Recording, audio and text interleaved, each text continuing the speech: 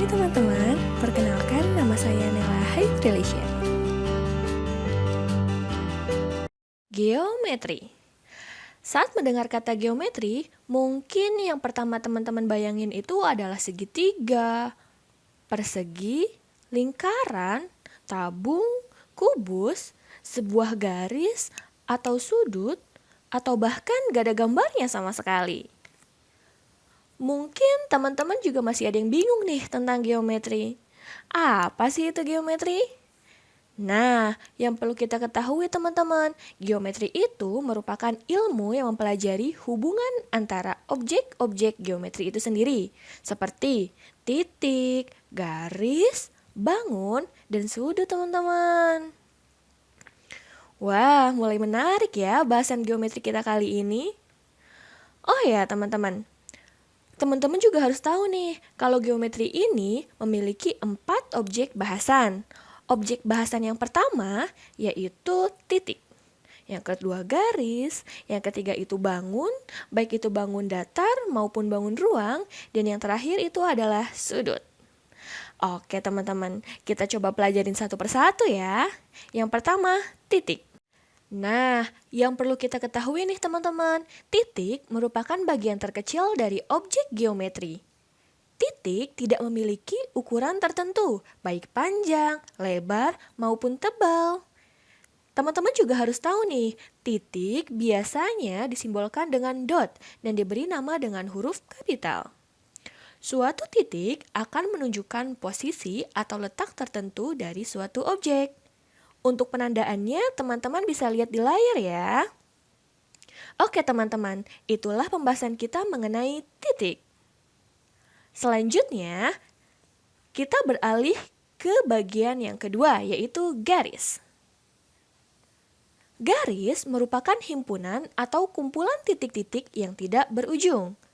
Jika garis hanya memiliki pangkal tanpa adanya ujung, maka disebut sinar garis. Tetapi, jika garis tersebut memiliki pangkal dan ujung, maka disebut segmen garis. Untuk lebih jelas, masing-masing penulisan, teman-teman bisa lihat di layar ya. Berlanjut pada objek bahasan yang ketiga, yaitu bangun. Bangun terbagi menjadi 2, yaitu bangun datar dan yang kedua bangun ruang. Bangun datar.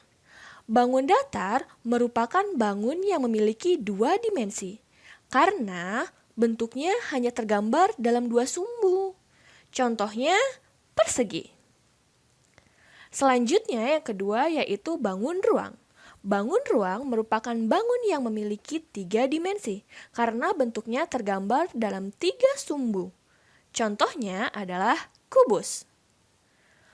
Oke teman-teman, itulah bahasan umum mengenai bangun, baik itu bangun datar maupun bangun ruang.